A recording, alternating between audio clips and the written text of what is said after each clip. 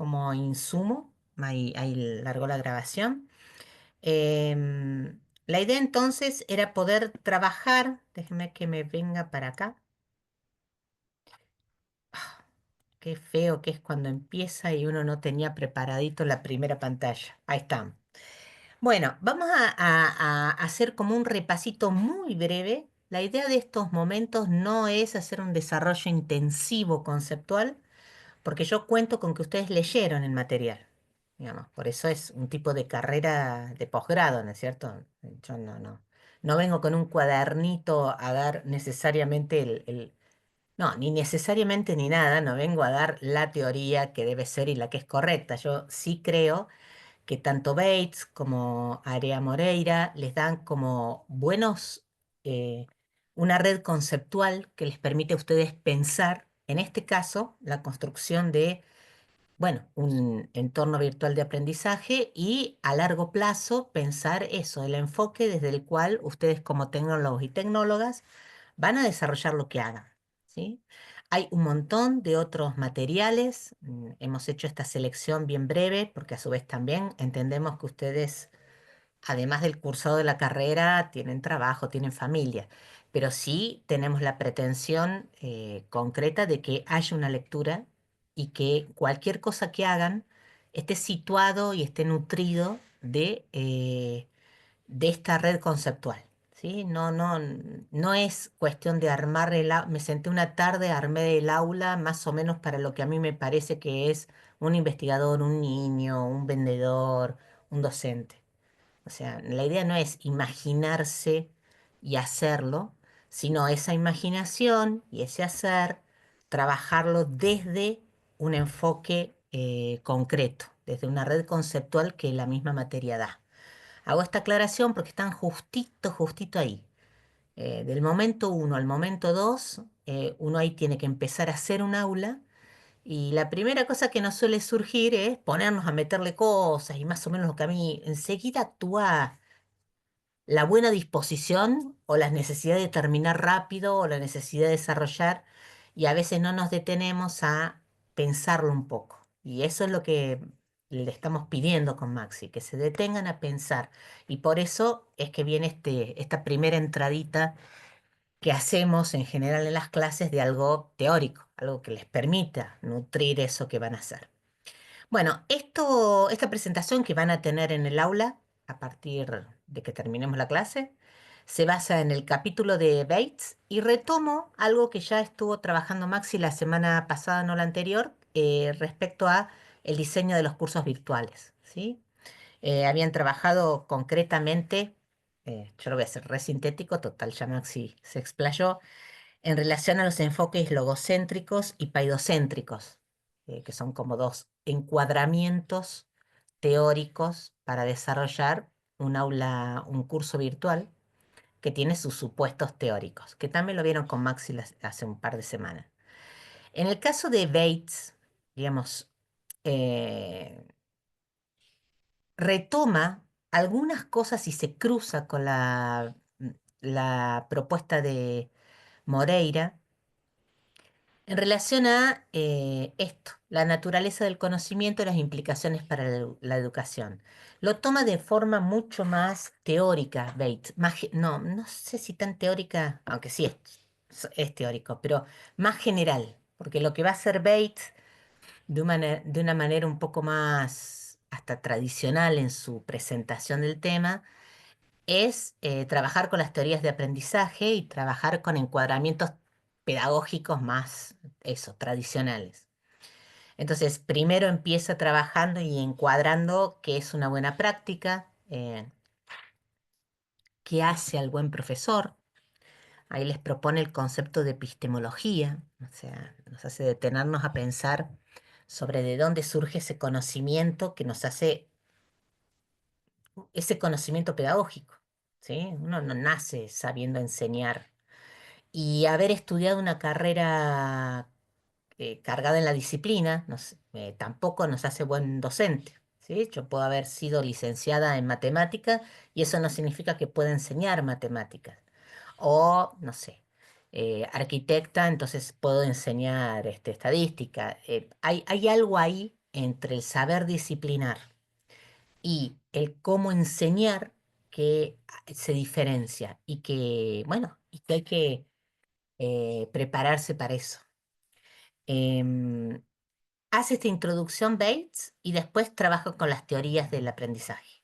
Hace una selección de teorías, no las presenta todas, presenta algunas muy clásicas que ustedes seguramente ya vieron con Páez o con Aldo. ¿Con quién estuvieron viendo las teorías del aprendizaje?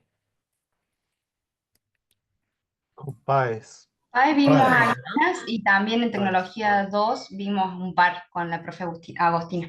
Con Agostina, claro, Agostina retoma lo que, profundiza lo que Claro. trabajaron con Páez. Bueno, ¿y qué vieron? ¿Qué, de estas que están acá, estas son las que trata Bates, pero no son las únicas. ¿Cuáles son las que les resuenan? Lo que dicen, esa las conozco.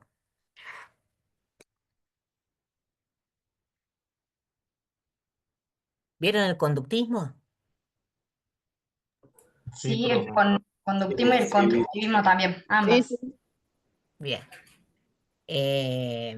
Fíjense, esas son las clásicas, ¿no? El conductismo y el constructivismo. Son como las teorías clásicas de, de enseñanza-aprendizaje y son como muy cómodas para poder comprender como ciertos extremos, por más de que en realidad yo no sé cómo es su experiencia como docentes, pero mi experiencia como docente es que es- uno apela a, incluso teniendo un enfoque constructivista, uno va a apelar a algunas estrategias que pueden ser más conductistas para ciertos momentos del proceso de enseñanza.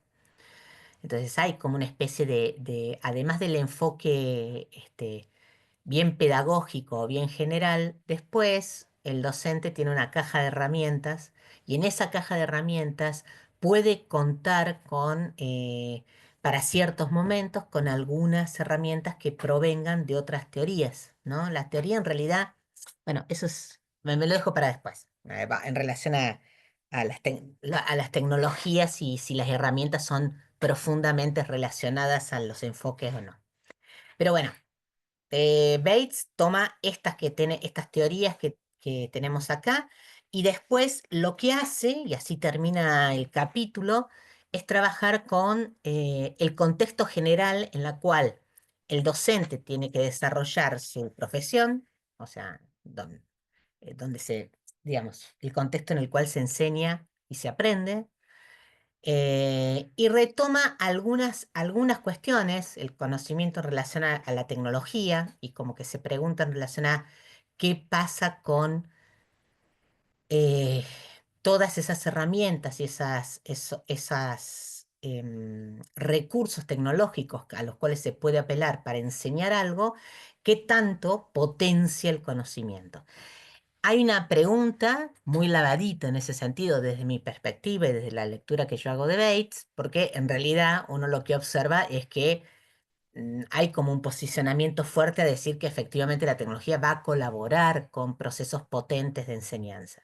Pero, no obstante, hace la pregunta y es una pregunta muy interesante de hacerse, porque a veces hay algunos discursos que aparecen o irrumpen en las escuelas, en algunos momentos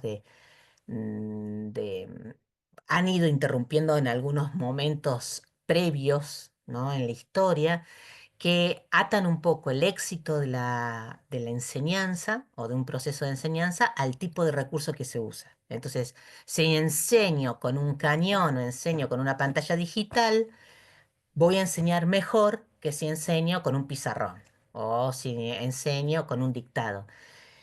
Y en el fondo, como todas las tecnologías, todo depende mucho de qué enfoque hay por detrás de ese uso, de cómo se integra el proceso, de qué tan potente es em, la propuesta en general que hace el docente de incluir esa tecnología o el tecnólogo o la tecnóloga en que está diseñando algún tipo de escenario tecnológico, como un curso virtual. Y a veces, y esto es mío, Bates no lo dice, pero es mío, a veces mejor, más vale restar que sumar, ¿no? Es decir, quedarse con muy poquito bien elegido que llenar algo de recursos que no tiene lógica, no tiene sentido y que abruma al estudiante más que ayudarlo a aprender, ¿sí?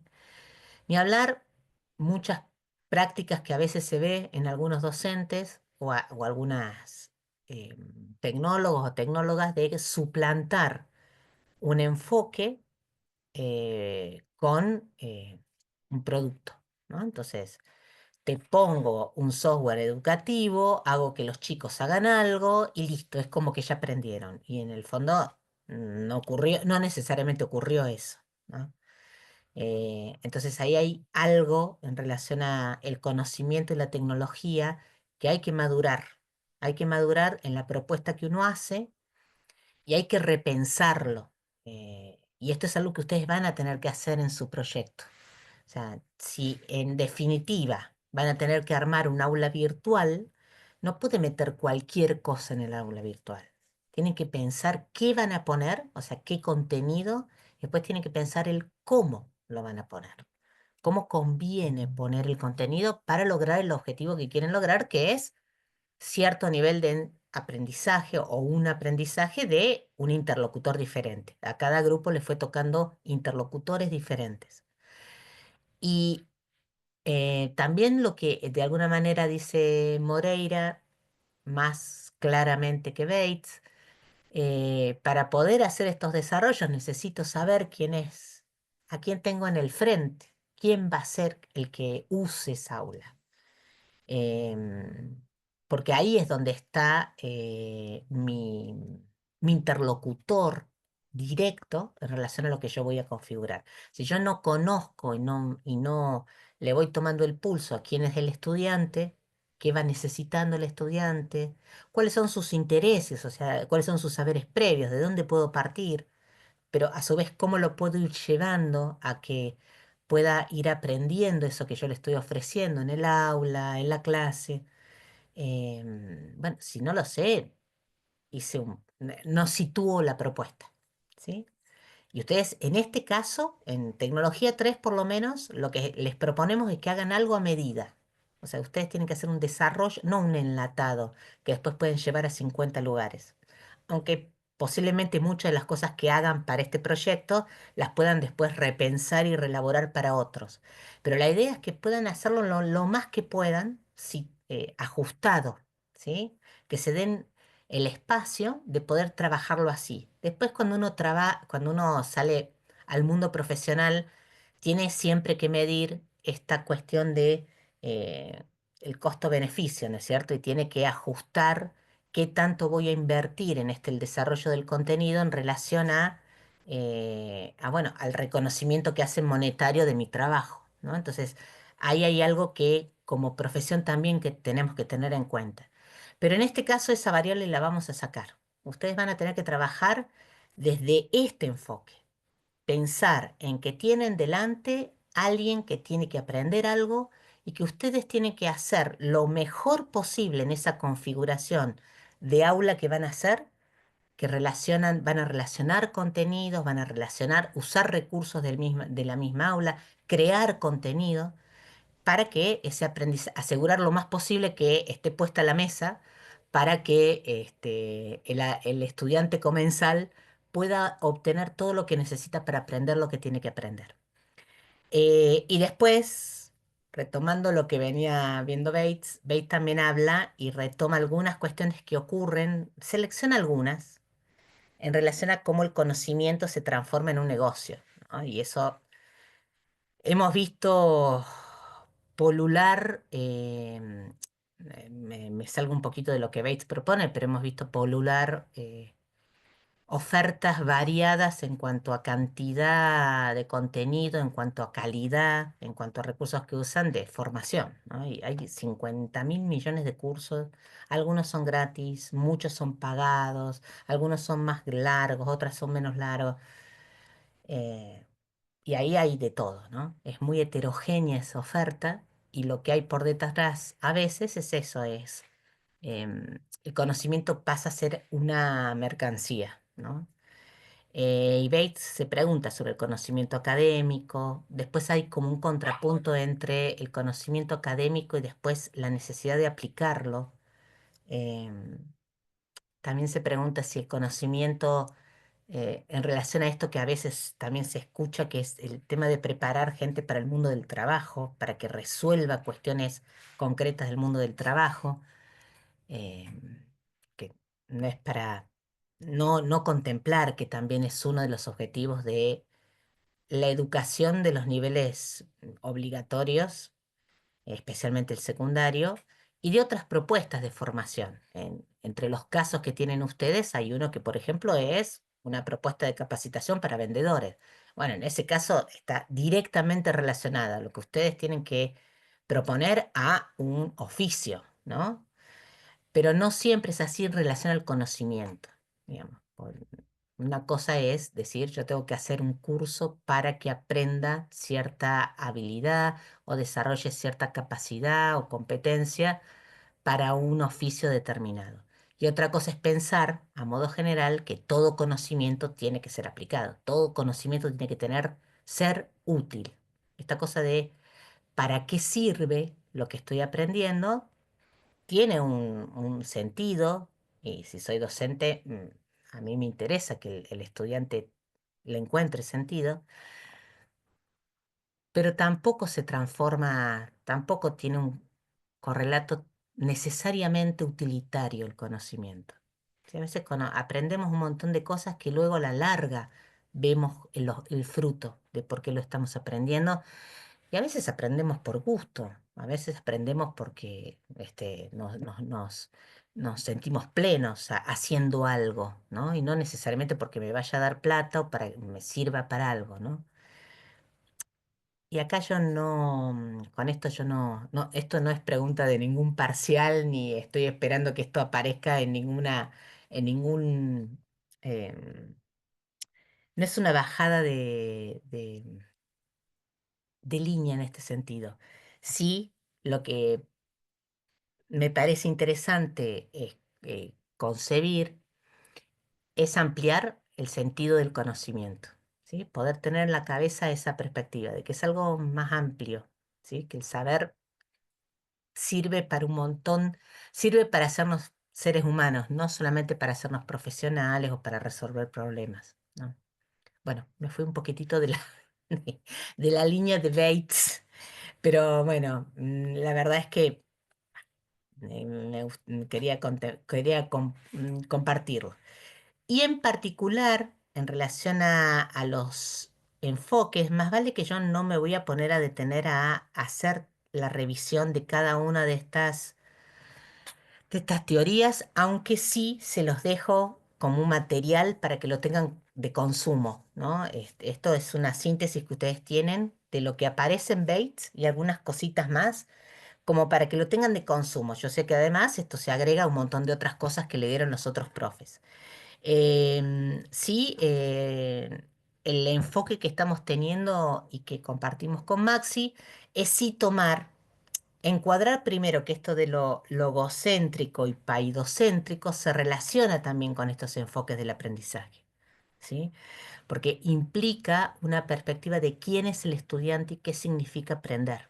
Entonces, si bien les puede haber resultado nuevo hablar del logocéntrico y paidocéntrico, eh, y yo no dudo que con Max se han hecho el cruce o ha tirado algunos centros en relación a qué tipo de enfoque de aprendizaje resuena en esas dos categorías, hagan el trabajito de retomar y de aprovechar, digamos, aprovechar los conocimientos que ya traen de otras de las materias y poder aplicarlo y relacionarlo con estas como síntesis que propone Aria Moreira cuando habla de esos dos enfoques, ¿no? De esas dos perspectivas, el paidocéntrico y el logocéntrico. Esto de Bates es mucho más tradicional, fíjense. Y sí, pensemos concretamente y me parece importante contemplar cómo pasa de algo desde un conductismo centrado en un conocimiento que como tabula rasa un estudiante tiene que poder cargar en su cabeza, ¿sí? donde ahí no nos interesa más que dé cuenta de un conocimiento que dé cuenta de un proceso de aprendizaje, hacia el constructivismo, donde es todo lo contrario, ¿no? Donde ahí el eje está puesto en el estudiante y en el proceso que hace para aprender. Dos cositas ahí que agrego. La primera es el construccionismo. A mí me interesa que mm, hay, hay como una especie de... Está viendo en realidad. Yo sé que acá, por lo que pude leer de sus encuestas, encuestas, hay muchos docentes, si no la mayoría, sacando uno o dos, son todos docentes. Y está viendo un cambio en relación a el tema de cómo, concretamente de la enseñanza de las tecnologías, donde empieza a irrumpir, digamos, la ciencia de la computación, la programación, las computadoras, informática, como un objeto de enseñanza, ¿no? Entra algo que tienen que enseñar los maestros, las maestras, los docentes en general. El construccionismo se lo recomiendo como un enfoque de aprendizaje-enseñanza. Yo no sé si ustedes han escuchado hablar de Papert en relación al constructivismo. De Papert sí. No me acuerdo puntualmente si del constructivismo, pero de Papert sí. Bien. ¿Y qué sentiste hablar de Papert? Ya que te animaste a decirlo. ¿En Ahora qué me marco? acuerdo el nombre. Pero ¿relacionado a qué? Gruesa, que relacionado a qué lo escuchaste nombrar. A robótica. Por ejemplo, Sí, por ejemplo. A robótica. Papert fue, primero que fue un discípulo de Piaget, trabajó con Piaget y lo que él proponía era que las máquinas, y particularmente Maxi nombró ahí robótica, usaba robots, usaba computadoras, porque decía que eran como herramientas para ir andamiando el aprendizaje que tenían los estudiantes. Porque los estudiantes a través del hacer con esas máquinas iban aprendiendo, ¿no? Lo usaban mucho para matemáticas, especialmente para la cuestión algorítmica. Y es como si fuera una rama del constructivismo que se llama construccionismo, porque entre otras cosas habla de esto, de que para poder aprender algo uno lo aprende haciendo, ¿no? Entonces construye diferentes objetos y en ese construir aprende. Y lo que propone Papert, por eso está asociado como el antecedente de la didáctica de la programación y de la informática, es que además se puede construir objetos virtuales, ¿no? Entonces puedo trabajar con programas y construir diferentes productos virtuales, ¿sí? Un programa que hace una determinada cosa, un sitio, un periódico virtual, un podcast, a eso me refiero con productos tecnológicos digitales.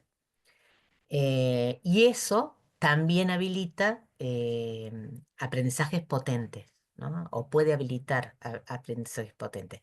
Se lo pongo ahí, esto tiene un link y tiene alguito sobre Paper por si les interesa ahí explorar, como un agregado al constructivismo que se aplica concretamente a este tipo a la enseñanza de estos otros contenidos que están siendo cada vez más habituales en las escuelas y que muchos de los docentes además no han tenido esa formación inicial sobre esa didáctica y por ahí se pierden o no saben por dónde agarrarse para poder enseñar em, ciertos contenidos como muy nuevos, ¿no? Y me refiero a programación, me refiero a robótica, me refiero a todos esos que se relacionan con las ciencias de la computación.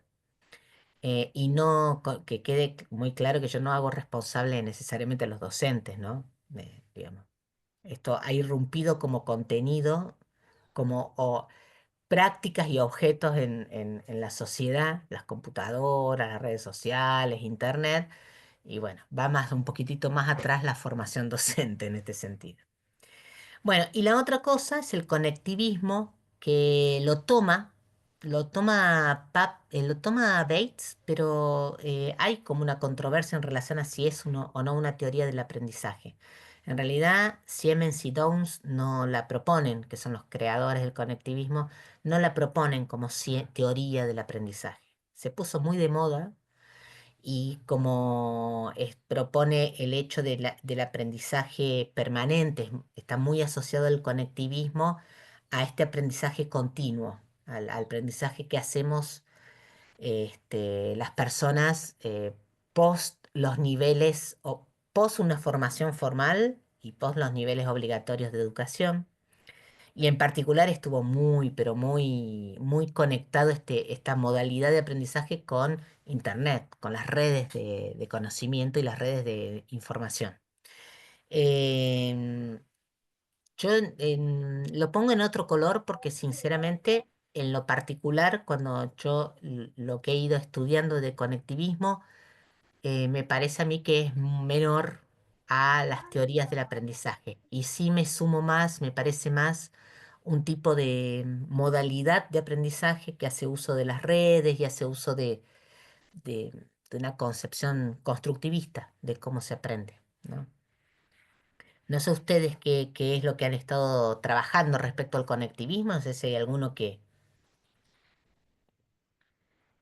le haya tocado desarrollar el conectivismo cuando hacen las exposiciones con Páez o con Agostina.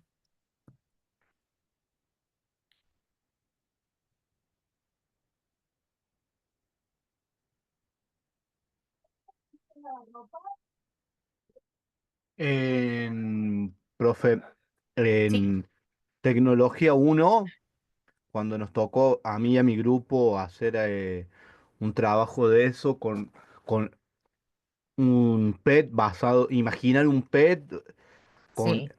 mezclando varias teorías, habíamos hecho un aula 4D. Ah, bueno. Un aula 4, hicimos un aula 4D. Creo, no sé si lo tengo acá todavía porque me gustó tanto que dije, esto lo guardo y en algún momento sé que lo voy a terminar ejecutando. Pero cuando lo hicimos sin calcular presupuesto ni nada por el estilo, y cuando me pongo a revisar eso, solamente los cascos de realidad virtual en ese momento estaban cerca de un palo y medio. Sí, sí, sí, Cerca de totalmente. $1.500 estaban. Bueno, pero se Eh, dieron el gusto. digamos, mezclamos todo lo que es la realidad virtual, nos basamos un poco en Ausubel, en Vygotsky, eh, y también en la teoría del conectivismo, ¿no? Acá, veamos, la tengo en la otra cuenta. Em, ¿Y te acordás cómo habían tomado el conectivismo? sí, ¿Cómo lo a habían través del tomado el internet, conectivismo? cómo desde la realidad virtual, cómo desde la realidad virtual se conectaban, algo basándonos en lo que después veríamos como, ¿cómo se llama? En tecnología, en la práctica hablamos de las redes neuronales artificiales. Ujú.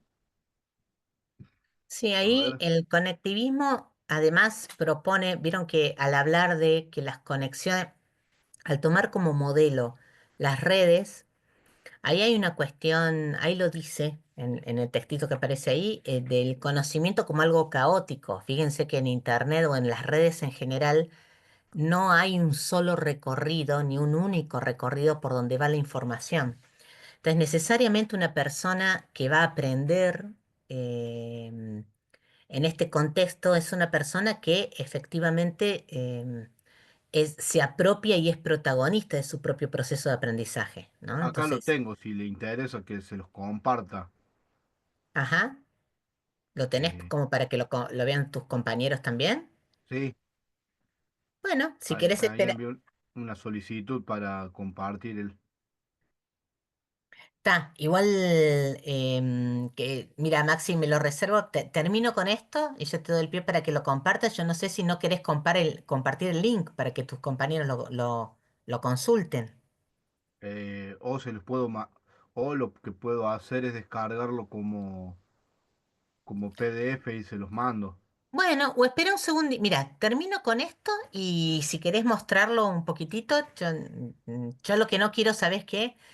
Me parece que está bárbaro que lo tengan como insumo tus compañeros porque pueden darle ideas para lo que viene, pero a su vez no quiero pasarme del tiempo para que todos Mm, puedan, como hay una entrega mañana, todos puedan tener el tiempo de trabajar. ¿No? Es eso lo que me pone en duda, si no, con todo sí. gusto te Sí, se lo cortaba mando por el acá. grupo.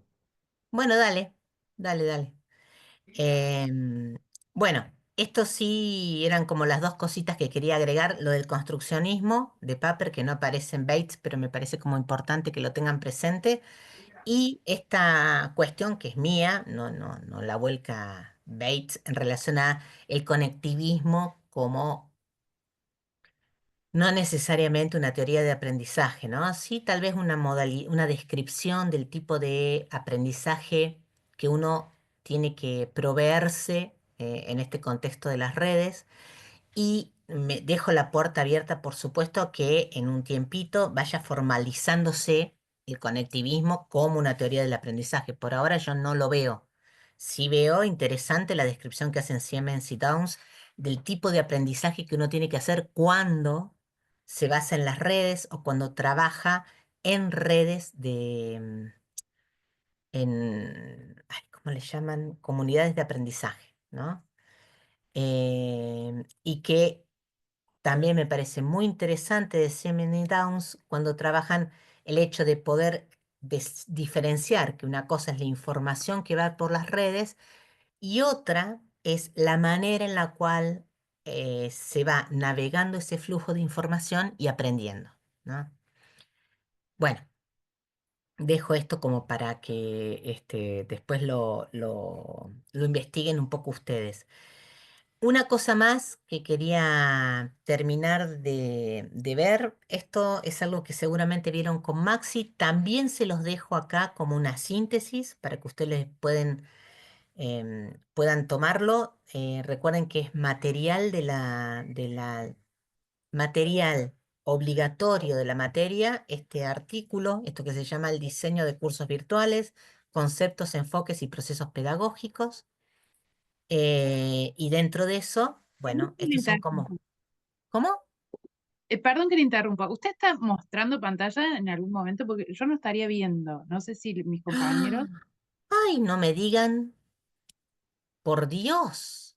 No, nadie vio. Oh, Ah, No, no, profe, no se nada. ve nada.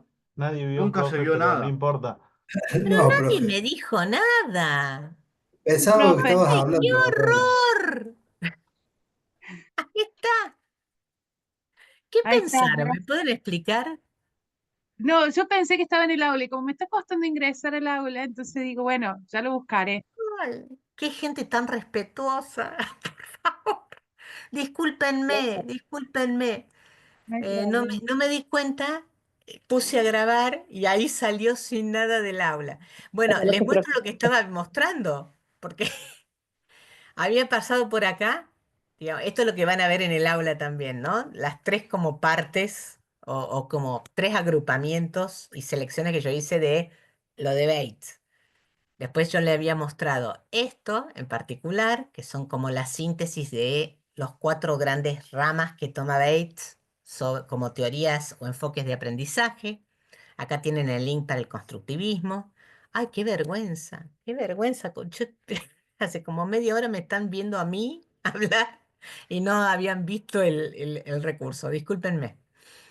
Y después sí estaba esto, ¿no? Que es como también la síntesis o el mapa de lectura del artículo de Aria Moreira, que es el que estuvieron trabajando con Maxi la última clase. Con Maxi trabajaron mucho lo de los enfoques y después estuvieron trabajando sobre Moodle y sobre los recursos. Es importante también que yo sé que esto, déjenme que pase rapidito, otra vez esto les queda a ustedes como un recurso. Esto también lo habían trabajado lo estuvieron trabajando en la presentación con Maxi en relación a los presupuestos o los supuestos que toma el enfoque logocéntrico, ¿sí? Y el supuesto que toma el enfoque paidocéntrico, ¿sí? Y esto implica también, esperen que voy a achicar esto como para que puedan ver tranqui. Fíjense que llega a la concepción de qué es el alumno como prosumidor, a cuál es el rol del docente y además qué articula toda la propuesta. Y en el caso del paidocéntrico, la experiencia y por lo tanto las tareas y los proyectos traccionan lo que un estudiante vaya a aprender. Y me detengo acá porque la expectativa, y esa es la consigna que va a venir en el momento 2 que todavía no lo hemos presentado, pero les voy dando como una especie de tráiler de lo que va a venir, es que sea cual sea el aula que vayan a hacer, o sea cual sea el caso en el cual ustedes les tocó, lo que lo realicen desde este enfoque. El enfoque paidocéntrico o el constructivista, digamos, que es lo que el paidocéntrico se pone en diálogo con el constructivismo, ¿no? A la hora de concebir el qué significa aprender, qué caracterizar al alumno, caracterizar el rol del docente. Área Moreira es mucho más práctico, si ustedes quieren. O sea, van a encontrar como cosas mucho más situadas en la construcción de un aula virtual. En cambio, cuando uno habla del constructivismo, es mucho más general, ¿no? Entonces, de hecho, el constructivismo nace en una época donde no existía internet. Así que no existía, yo, si mal no recuerdo, estaban las primeras computadoras, esas que tenían el tamaño de un gimnasio. Así que lo que hace Moreira es actualizar. Y entonces las preguntas que hacen y los tips que les dan para construir la propuesta está situado en un entorno o aula virtual, que es justamente lo que ustedes van a tener que hacer. Así que los invito a retomar lo que les dejó Maxi en el aula, retomar esto que yo les voy a agregar. También Área Moreira trabaja con este tipo de aprendizaje o por problema o por proyecto, que es muy interesante para pensar y diseñar las tareas que vayan a incluir. Y esto también es algo que sé que se los compartió Maxi, que lo traigo como repasito, que son el tipo de criterio, ¿no? Los criterios re básicos, recontra resumidos y destilados para poder construir un aula virtual desde un modelo de enseñanza-aprendizaje constructivista, ¿no? Que el alumno aprenda haciendo cosas, que el alumno tenga experiencias activas con el conocimiento, que exista una intensa constante interacción entre el docente y el alumnado, y que existan objetivos, guías, planes de trabajo, criterios de evaluación claramente definidos. Posiblemente en lo que ustedes vayan a hacer, bueno, no, cualquiera de estos cuatro lo pueden tomar como, deberían tomarlo como ejes para poder empezar a pensar cómo va a ser esa aula que van a tener que hacer. Bueno, termino de compartir, qué poquito que quedó la compartida de pantalla, pero sí tengan presente que eso lo tienen como insumo en el aula. No sé si hay duda respecto a esto.